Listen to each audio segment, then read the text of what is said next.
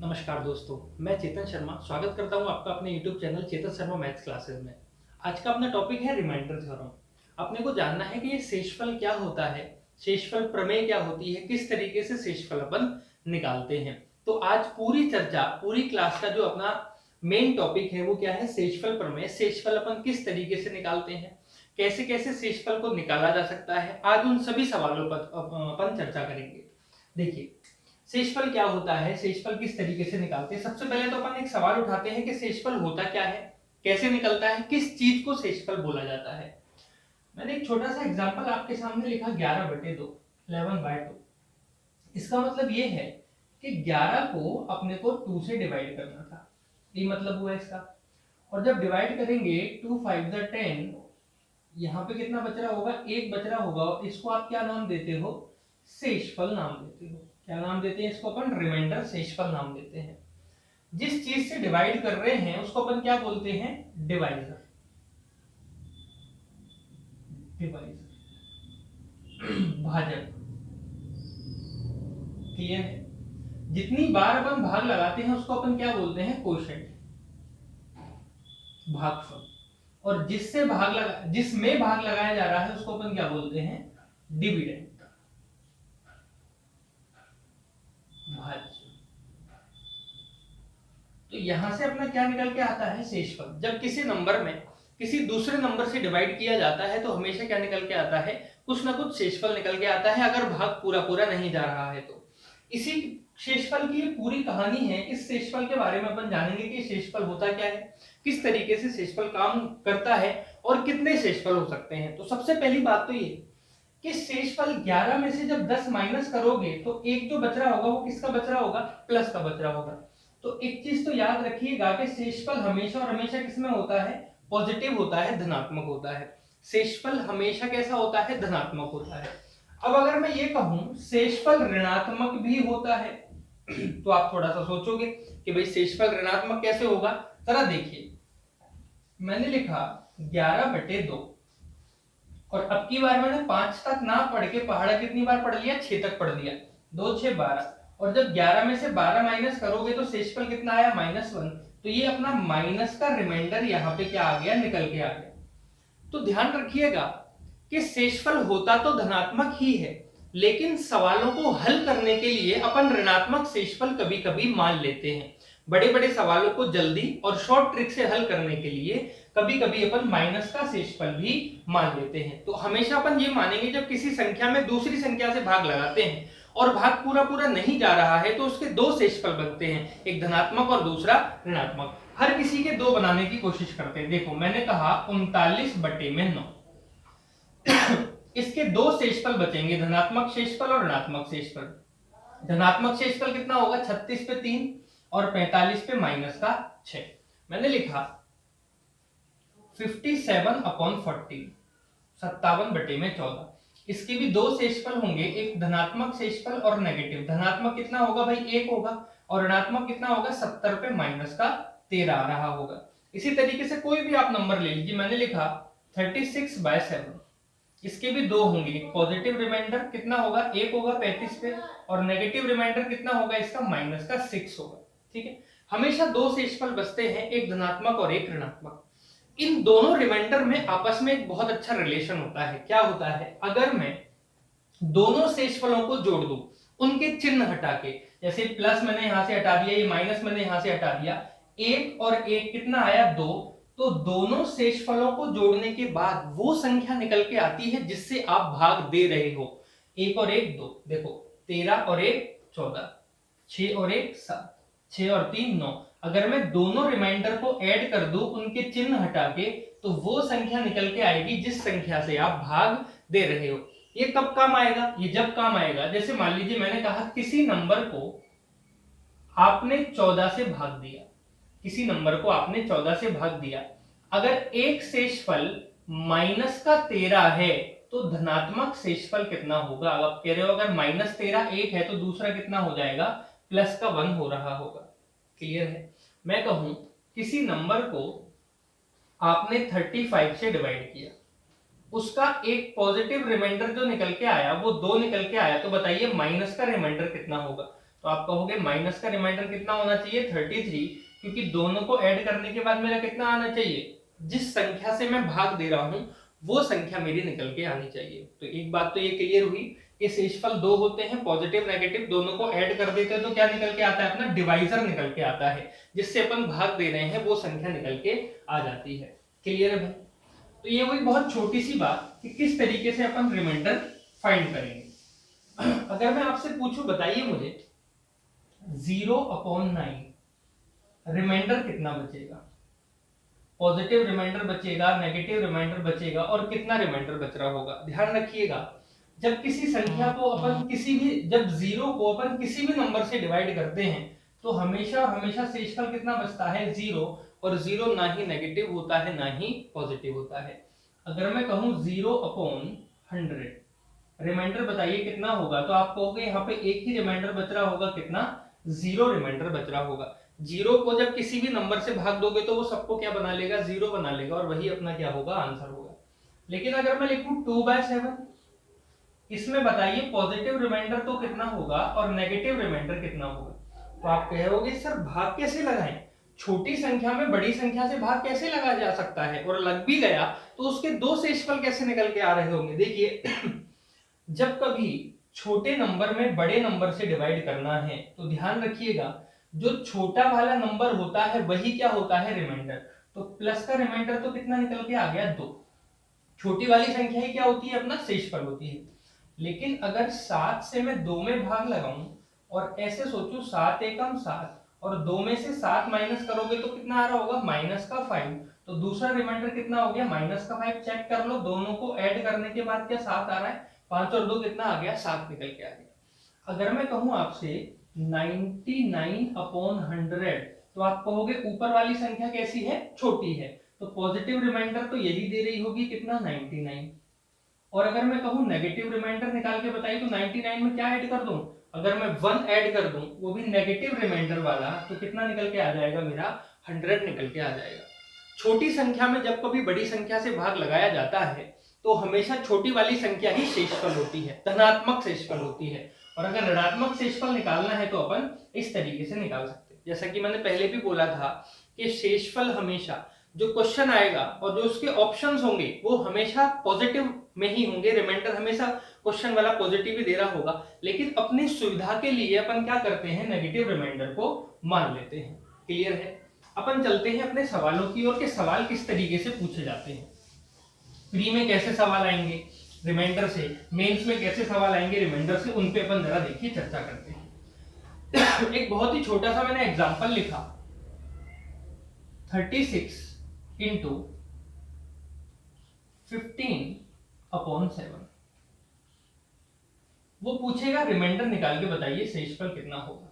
केवल positive reminder पूछेगा आपसे, नेगेटिव रिमाइंडर कभी भी नहीं पूछ रहा होगा, और ऑप्शन में भी आपको हमेशा पॉजिटिव रिमाइंडर ही देके रखेगा। देखिए अब या तो मैं इन दोनों को मल्टीप्लाई कर लूं, मल्टीप्लाई करने के बाद 7 से भाग दूंगा तो मेरा शेषफल निकल के आ जाएगा, या फिर मैं इनको अलग अलग भी डिवाइड कर सकता हूं। देखिए 36/7, 7 का पहाड़ा पड़ा, 7 पंजे 35, तो शेषफल कितना बच जाएगा, 1 बचेगा। यहां करेंगे 7 दूनी 14, तो शेषफल कितना बच गया, 1 बच गया। दोनों के बीच में क्या लग रहा है, मल्टीप्लाई, तो शेषफल को क्या कर दो, मल्टीप्लाई। 1 को 1 से मल्टीप्लाई करोगे तो रिमाइंडर कितना आ जाएगा जी, आपका प्लस का 1 रिमाइंडर हो जाएगा। अगर इस क्वेश्चन में मैं ये पूछता माइनस का रिमाइंडर बताइए, तो आप कहते माइनस का रिमाइंडर कितना बचेगा, 6 बच रहा होगा। अगर प्लस का 1 है तो माइनस का कितना आना चाहिए, 6, क्योंकि अपना डिवाइजर कितना है, 7 अपना डिवाइजर है। ठीक है, इस तरीके से अपन क्वेश्चन कर सकते हैं। जैसे मैं लिखूं 57 इंटू 72 इंटू 29/40, मैं कह रहा हूं शेषफल निकाल के बताइए कितना होगा। तो तीनों को मल्टीप्लाई करना एग्जाम में इम्पॉसिबल है, कर लेंगे लेकिन समय बहुत लग रहा होगा। तो देखो 14 चौक 56, 1 बचा, 14 पंजे 70 पे 2 बचा, 14 दूनी 28 पे 1 बचा, तीनों को क्या करना है, मल्टीप्लाई। तो अपना शेषफल कितना निकल के आ गया, 2 अपना शेषफल निकल के आ जाएगा। और अगर माइनस का रिमाइंडर पूछता है तो माइनस का कितना होगा, माइनस का 12 रिमाइंडर हो जाएगा। क्लियर है। तो इस तरीके के क्वेश्चन होते हैं जिनको अपन जल्दी ट्रिक वाइज सॉल्व कर सकते हैं रिमाइंडर थ्योरम के। ठीक है, छोटे छोटे एग्जाम में पूछे जाते हैं, अब भी पूछे जाते हैं, पहले भी कई बार पूछे गए थे। ठीक, मैं आगे चलता हूं अपने अच्छे क्वेश्चंस की तरफ, अपन थोड़ा सा आगे बढ़ते हैं। क्वेश्चन है 37 into 46 into 56 into 91 into 89 divided by 9। वो कह रहा है 9 से भाग देके बताइए शेषफल कितना बचेगा। तो सबको मल्टीप्लाई करना इम्पॉसिबल है, भाग दो। 9 से देंगे भैया 9 3 27 9 4 36, कितना बचा? 1 बच गया। इंटू 9 से देंगे 9 5 45, 1 बच गया। इंटू 9 6 54, कितना बच गया? 2 बच गया। यहाँ पे कितना बचेगा? 90, 1 बच जाएगा। इंटू यहाँ पे कितना बच रहा होगा? 81 पे कितना बच रहा होगा? 7 बच रहा होगा। 81 पे कितना बच रहा होगा? 7 बच रहा होगा, ध्यान रखना। सॉरी 81 पे कितना? 8 बच रहा होगा, माफ करना। 81 पे 8, सबको जब मल्टीप्लाई करेंगे 8 दूनी 16 आ गया। कितना आ गया? 16 अपना क्या बच गया? रिमाइंडर हो गया। अब मुझे एक बात बताइए, शेषफल कभी भी उस संख्या से बड़ा नहीं हो सकता जिस संख्या से आप भाग देने जा रहे हो। इसका मतलब एक बार और इस 16 को क्या करना पड़ेगा? 9 से डिवाइड करना पड़ेगा। अगर इन सबको मल्टीप्लाई करने के बाद यहाँ पे कोई नंबर बड़ा निकल के आ जाए तो उसको एक बार और अपने को क्या करना होगा? डिवाइड करना होगा। अपन करते हैं डिवाइड। 9 से जब इसको डिवाइड करेंगे 9 एकम 9, तो रिमाइंडर कितना बच रहा होगा जी? अगर मैं इसको डिवाइड करता हूं 9 एकम 9, तो रिमाइंडर कितना बच रहा होगा? 7 अपना रिमाइंडर बच रहा होगा। कितना बच रहा होगा? 7 प्लस का रिमाइंडर कितना बच जाएगा? 7। अब जरा इसको गौर करिए, अगर मैं यहाँ पे इस 8 को ना लेता, इसको ना लेता, 8 को ना लेता, मैं क्या करता? मैंने कहा 9 10 90, और 90 पे इसका जो शेषफल बचता है वो कितना बचता है? माइनस का 1 बचता है। इन सबको जब अपन मल्टीप्लाई करते तो कितना आता? माइनस का 2। अगर एक रिमाइंडर माइनस का 2 है तो पॉजिटिव रिमाइंडर कितना होना चाहिए? प्लस का 7 होना चाहिए। तो यहां से भी अपना आंसर निकल के आ जाता। इसीलिए मैंने कहा था सवालों को जल्दी करने के लिए अपन नेगेटिव रिमाइंडर जो है उसका यूज कर रहे होंगे। सवालों को केवल और केवल जल्दी करने के लिए नेगेटिव रिमाइंडर का अपन क्या करेंगे? यूज करेंगे। नेक्स्ट क्वेश्चन देखते हैं जरा। 601 99 5002 into 6001 डिवाइडेड बाय 5। वो कह रहा है इस नंबर को किससे डिवाइड करो? 5 से डिवाइड करो, बताओ कितना शेषफल निकल के आएगा। जरा थोड़ा सा मन में कैलकुलेशन करके मुझे बता दो जल्दी से कितना निकल के आ गया। ठीक है, देखो इसके लिए मैं आपको एक कॉन्सेप्ट समझाता हूं। कॉन्सेप्ट ये है, जैसे मैंने कहा 7/5, 7 को आप 5 से भाग दो, बताओ कितना शेषफल बचेगा। तो आप कहोगे 7 को जब 5 से भाग देंगे तो शेषफल कितना बच रहा होगा? अपना 2 रिमाइंडर बच रहा होगा। क्लियर है? मैं कहूं 17 को 5 से भाग दो तो कितना रिमाइंडर बचेगा? तो आप कहोगे 5 या 15, अब भी 2 बच रहा होगा। मैं कहूं 217 को दो तो भी 2 शेषफल बचेगा। मैं कह रहा हूं 5217 को दो तब भी, मैं कह रहा हूं 15217 को दो तब भी 2 शेषफल बच रहा है। मैंने लिखा 9/5। क्लियर है? तो आप कहोगे 9 को जब 5 से भाग दोगे तो एक शेषफल 4 बचेगा और एक शेषफल माइनस का 1 बच रहा होगा। अगर मैं 29 को 5 से डिवाइड करूं तो भी इतना ही शेषफल बच रहे हैं, 4 और माइनस है। अगर मैं 229 को डिवाइड करूं तब भी इतना ही शेषफल बच रहा है। अगर मैं 5229 को डिवाइड करूं तब भी इतना ही शेषफल बच रहा है। इसका मतलब क्या है? इसका मतलब ये है, अगर किसी बड़ी संख्या को 5 से भाग देना है तो पूरी संख्या में भाग देने की जरूरत नहीं है, केवल उसके यूनिट डिजिट में भाग देके देख लीजिए, इकाई के अंक में भाग देके देख लीजिए। मैं कह रहा हूं जैसे कोई सवाल है 62595261/5, इसको 5 से भाग देना है तो पूरी संख्या में भाग देने की जरूरत नहीं है, केवल इकाई के अंक में भाग दो, और एक में जब 5 से भाग लगाओगे तो शेषफल कितना बच रहा होगा? अभी बताया था छोटी वाली संख्या ही अपना शेषफल होती है। क्लियर है? यही कॉन्सेप्ट अपने को इस सवाल में क्या करना था? फॉलो करना था। देखो अगर किसी नंबर को 5 से भाग देना है तो केवल उसके यूनिट प्लेस में आपको डिवाइड करके देखना होगा। 1 को जब डिवाइड करोगे तो 1 बचेगा, इंटू बेटा 9 को 5 से करोगे तो छोटा शेषफल कितना बचेगा? माइनस का 1। 4 तो बड़ा हो रहा होगा, अपने को छोटा लेना है। यहाँ पे 2 बचेगा, छोटा है। यहाँ पे 1 बचेगा, और सबको जब मल्टीप्लाई कर दोगे तो कितना आ जाएगा? -2। अगर माइनस का 2 एक रिमाइंडर है तो पॉजिटिव रिमाइंडर कितना हो जाएगा, +3 पॉजिटिव रिमाइंडर हो रहा होगा। ये कॉन्सेप्ट है जब किसी भी नंबर को अपन किससे डिवाइड करते हैं, 5 से डिवाइड करते हैं। इसको अगर मैं आगे बढ़ाऊं, अगर किसी नंबर को 25 से डिवाइड करना है तो उसके आखिरी के 2 डिजिट में केवल अपन डिवाइड करके देखेंगे, केवल आखिरी के 2 डिजिट में डिवाइड करके देखेंगे, जो रिमाइंडर आखिरी के 2 डिजिट का बच रहा होगा वही पूरी बड़ी संख्या का रिमाइंडर बचेगा। क्लियर है? चलिए नेक्स्ट क्वेश्चन की तरफ अपन थोड़ा सा और आगे बढ़ते हैं। एक और एग्जांपल लेते हैं जिससे आसानी से आपको ये चीज समझ आ जाए।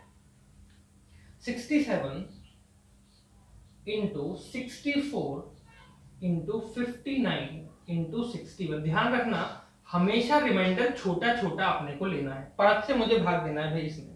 देखो 7 में जब 5 से भाग दोगे तो 2 शेषफल बचेगा, 4 में दोगे तो एक माइनस का 1 बच रहा होगा, छोटा है, इंटू इंटू 9 में दोगे तो एक माइनस का 1 बचेगा, और 1 में दोगे तो कितना बच रहा होगा, 1। और जब सबको मल्टीप्लाई करेंगे तो माइनस माइनस कैंसिल हो जाएगा, तो यहां से तो अपना सीधा पॉजिटिव रिमाइंडर कितना निकल के आ गया, 2 निकल के आ गया। अगर वो पूछता है कि इतनी बड़ी संख्या में 5 से भाग दिया जाए शेषफल कितना बचेगा, तो शेषफल कितना बच रहा होगा, 2 बचेगा, वो भी किसका, धनात्मक शेषफल बच रहा होगा। क्लियर है? चलिए एक अच्छा क्वेश्चन उठाते हैं मेंस लेवल का और कहानी आपको क्लियर हो। क्वेश्चन इस तरीके से लिखा हुआ है, factorial 1 plus factorial 2 plus factorial 3 plus factorial 5 plus factorial 6 plus dot dot dot plus में फैक्टोरियल, जितना भी आप लिखना चाहें उतना लिख सकते हो, and divided by whole number is 12। पूरे नंबर को किससे डिवाइड करना है, 12 से। वो पूछ रहा है भाई हमको तो क्या निकाल के बता दो आप, प्लस का रिमाइंडर निकाल के बता दो, धनात्मक शेषफल कितना होगा। ये अपने को समझ लिया। अब यार बेशक इतना बड़ा सवाल सॉल्व करने के लिए कोई ना कोई लॉजिक तो सवाल में छोड़ा हुआ होगा, इनको सॉल्व तो नहीं कर सकते। हाँ, पहली बात तो ये कि फैक्टोरियल क्या होता है मैं आपको ये समझा देता हूँ। ये फैक्टोरियल क्या चीज है, कैसे अपन फैक्टोरियल को सॉल्व करते हैं, जरा इधर देखिए। दिख रहा होगा इधर बच्चों को, इधर ठीक। देखो भाई मैं कह रहा हूँ फैक्टोरियल 1, तो फैक्टोरियल 1 होता है जी 1। मैं कह रहा हूँ ये फैक्टोरियल का साइन है, फैक्टोरियल बोलते हैं। फैक्टोरियल को 2 तरीके से रिप्रेजेंट करते हैं, फैक्टोरियल 2 और फैक्टोरियल 2। दोनों क्या है, ये अपने फैक्टोरियल है। फैक्टोरियल 2 कितना होगा, 2 इंटू 1। फैक्टोरियल 3 कितना होगा, 3 इंटू 2 इंटू 1।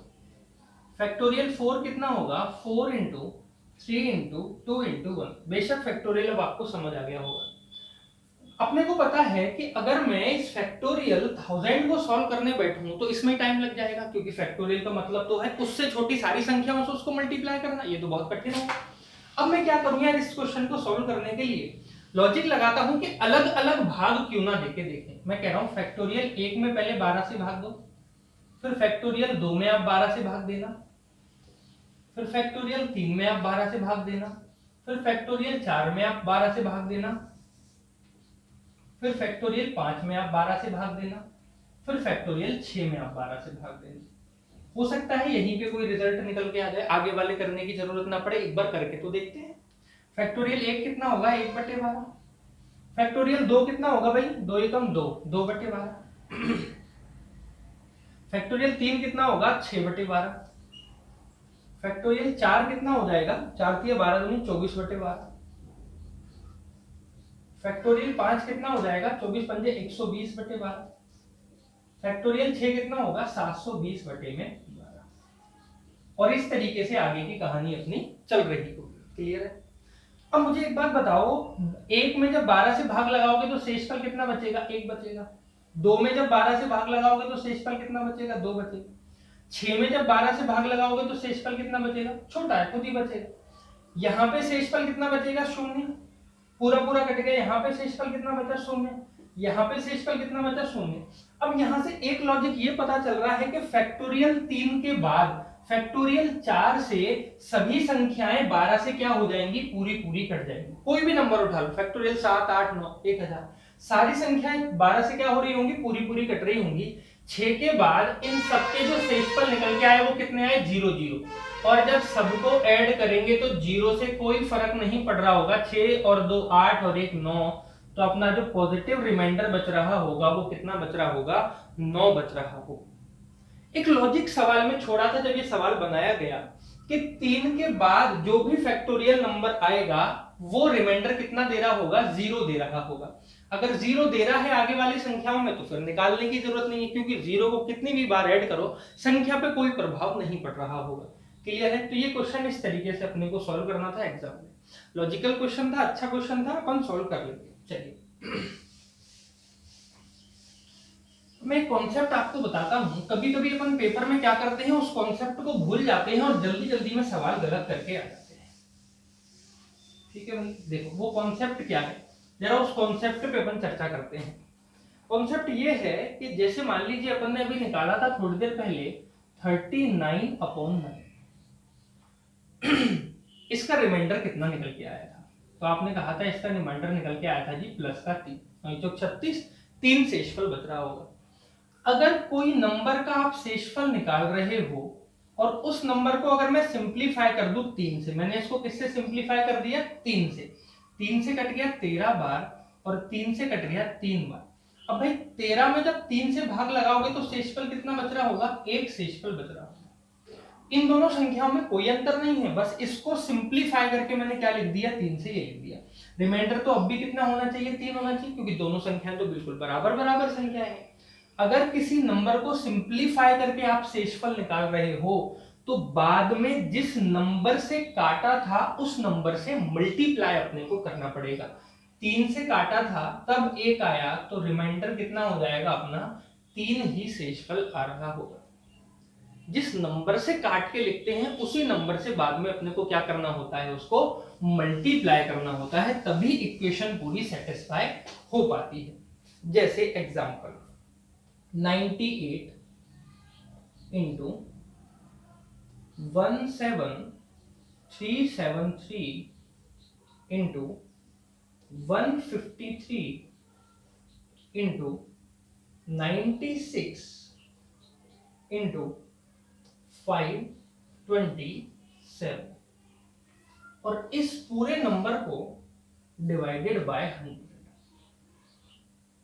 जरा सोचिए क्वेश्चन को अपन किस तरीके से सॉल्व करेंगे, फिर मैं सॉल्व कराता हूं। एक बार मुझे सोच के बता दीजिए कि क्वेश्चन को आप इसको किस तरीके से सॉल्व कर रहे हो, कैसे अपन इस सवाल को सॉल्व कर सकते हैं जल्दी से जल्दी।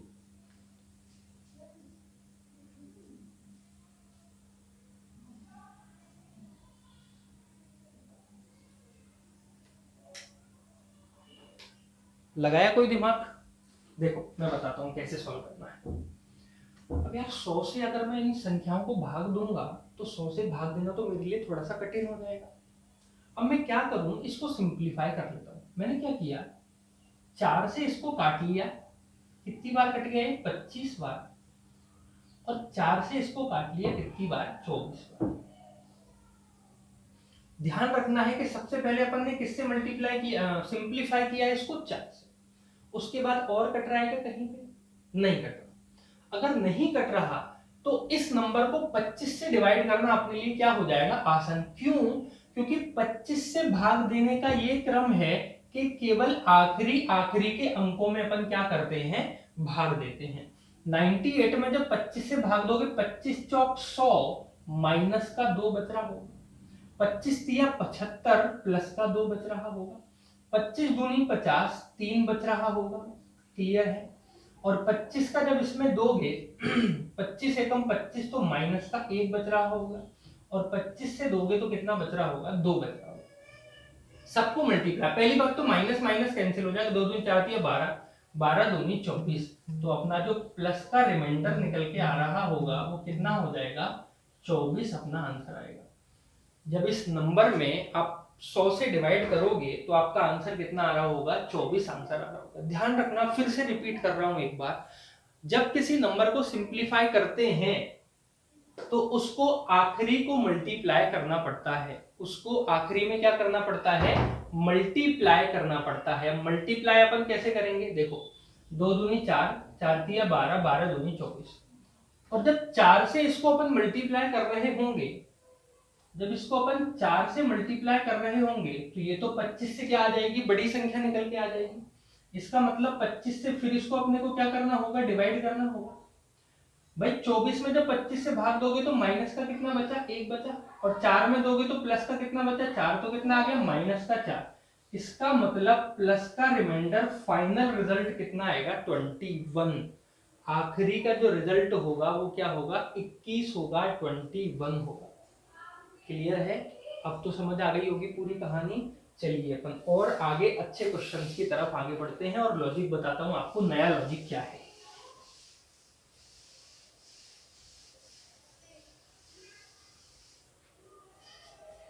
कहानी ये है कि अगर मैं लिखता हूं 57/40, 57/14, तो आप कहते हो कि जी इसका जो शेषफल बचेगा 14 चौक 56, कितना बच रहा होगा, एक शेषफल बच रहा होगा, वो भी किसका, पॉजिटिव। लेकिन अगर इस क्वेश्चन को मैं ऐसे लिख दूं 57/14 और 57 की पावर मैंने कितना कर दिया, 10 कर दिया, तो शेषफल कितना बच रहा होगा। तो शेषफल भाई कैसे निकालेंगे, सबसे पहले तो क्या करना है कि इस पावर को थोड़ी देर के लिए आप भूल जाइए। 57 को 14 से भाग दिया तो शेषफल कितना बचा, 1 बचा। अब जो शेषफल है उसकी पावर कितना कर दो, 10 कर दो। 1 की पावर जब 10 करेंगे तो शेषफल कितना आएगा, 1 ही अपना क्या आ रहा होगा, आंसर आ रहा होगा। क्लियर है? यहां भी अपना आंसर कितना निकल के आ जाएगा, 1 अपना आंसर निकल के आ जाएगा। क्लियर है? जैसे मैं लिखा 57/14 और इस पूरे की पावर मैंने लिख दिया 19। यहां पे शेषफल कितना बच गया, 1 बच गया। 1 की पावर कितनी करनी है, 99। भाई 1 की पावर कितनी भी करो आंसर कितना आएगा, 1 आ रहा होगा। मैंने लिखा 34/7 और इसकी पावर कितना लिख दिया, 12। तो आप कहोगे 7 पंजे 35 और शेषफल कितना बचता है, माइनस का 1 बचता है, छोटा शेषफल। इसकी पावर जब 12 करोगे माइनस की पावर इवन, तो रिजल्ट किस में आएगा, प्लस में आ रहा होगा। मैंने लिखा 34/7 and whole power 11 is equal to, तो आप कहोगे शेषफल तो बचा माइनस का 1, लेकिन पावर कितनी है, 11 दे रखी है। माइनस की पावर जब विषम संख्या होती है तो रिजल्ट भी किसमें आता है, मतलब ये जो शेषफल निकल के आया वो नेगेटिव निकल के आया। अगर नेगेटिव रिमाइंडर -1 है तो पॉजिटिव रिमाइंडर कितना हो जाएगा, 6 हो रहा होगा कि नहीं हो रहा होगा, बताई थी अपन ने कहानी। अगर नेगेटिव है तो उसमें क्या जोड़ दूं कि डिवाइजर निकल के आ जाए, 1 में 6 जोड़ोगे तो डिवाइजर कितना हो जाएगा, 7। अगर पावर वाले क्वेश्चन आए तो घबराने की जरूरत नहीं है, पावर वाले क्वेश्चन और भी आसान होते हैं, जल्दी अपन उनको सॉल्व कर लेते हैं। अब इन पावर वाले क्वेश्चंस पे कुछ अच्छे सवाल में पढ़ने की कोशिश करता हूं। ये पावर वाले जो क्वेश्चन है इन पे कुछ अच्छे सवाल कैसे बनते हैं। जैसे मैंने लिखा 2 to the power 27/9, 2 की पावर 27 में अपने को किससे भाग देना है जी, 9 से भाग देना। जरा थोड़ा सा दिमाग लगाओ, मैंने थोड़ा समय दिया आपको क्वेश्चन को पढ़ने और समझने के लिए कि किस तरीके से आप इस क्वेश्चन को सॉल्व करोगे। ये 2 की पावर 27 दे रखी है और भाग लगाना है किससे, 9 से। तो अपन इसको कैसे कर रहे होंगे, देखो यार कैसे करेंगे अपन इसको, कि ये जो नंबर है इस नंबर को ऐसा नंबर बनाना है कि जब इसको 9 से डिवाइड करोगे तो छोटे से छोटा रिमाइंडर निकल के आए, और कोशिश करेंगे रिमाइंडर प्लस का 1 निकल के आ जाए या माइनस का 1 निकल के आ जाए, क्योंकि प्लस का 1 और माइनस के 1 की पावर करना अपने लिए क्या होता है, बहुत आसान होता है। देखो अगर मैं इस कहानी को इस तरीके से सजा के लिख दूं 2 की पावर 3 गुणा में 9 और बटे में लिख दूं 9, तो शायद किसी को कोई दिक्कत नहीं होगी, 9 3 27 होते हैं। और इसको अपन लिख सकते हैं 2 की पावर 3 और इसकी होल पावर कितना, 9। ये मैं आपको घातांक और करनी में बताऊंगा, बटे में 9। ब्रैकेट जब हटाते हैं तो दोनों पावर आपस में क्या हो जाती हैं, गुणा हो जाती हैं। और 2 की पावर 3 कितना होता है जी, 2 की पावर 3 होता है 8, तो 8 की पावर 9 बटे में 9। अब सोच रहे होंगे बच्चे के सर अब तो हो गया सवाल, कैसे हो गया, 8 को जब 9 से भाग दोगे तो शेषफल कितना बचेगा, माइनस का 1 बच रहा होगा, 9 एकम 9, और इसकी पावर जब 9 करेंगे तो रिमाइंडर कितना आया, माइनस का 1। अगर एक रिमाइंडर माइनस का 1 है तो पॉजिटिव रिमाइंडर कितना हो जाएगा, 8 होगा कि नहीं होगा? पॉजिटिव रिमाइंडर कितना हो जाएगा, 8 अपना आंसर निकल के आ जाएगा। इस टाइप के क्वेश्चन को थोड़ा सा दिमाग लगा के सॉल्व करना होता है, पावर वाले क्वेश्चंस को, कि ऊपर दी हुई संख्या को इस तरीके से सजा के लिखो कि वो जिससे आप भाग दे रहे हो, भाग देने पर या तो शेषफल प्लस का 1 आ जाए या शेषफल माइनस का 1 आपका आ रहा हो, तभी अपन क्वेश्चन को आसानी से सॉल्व कर सकते हैं। इसी सवाल को अगर मैं थोड़ा सा और कठिन बनाना चाहूं तो देखो कैसे कठिन बनाऊंगा। अगर इस सवाल को मैं 27 की जगह कितना लिख लूं, 28, तो अब यार ये सवाल कठिन बन जाएगा।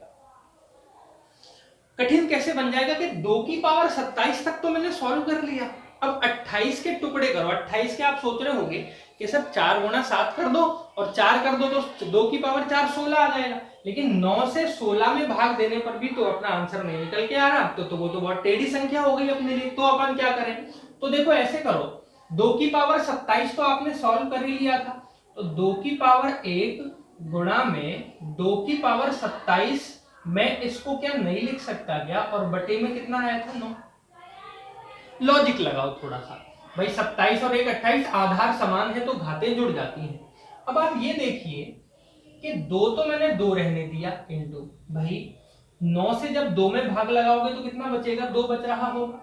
और जब 9 और 2 की पावर 27 को मैंने सॉल्व किया था तो इसका एक रिमाइंडर माइनस का 1 बच के आया था, 8 मत लो, छोटा लो, माइनस का 1 बच के आया था, तो फाइनल कितना हो गया, -2।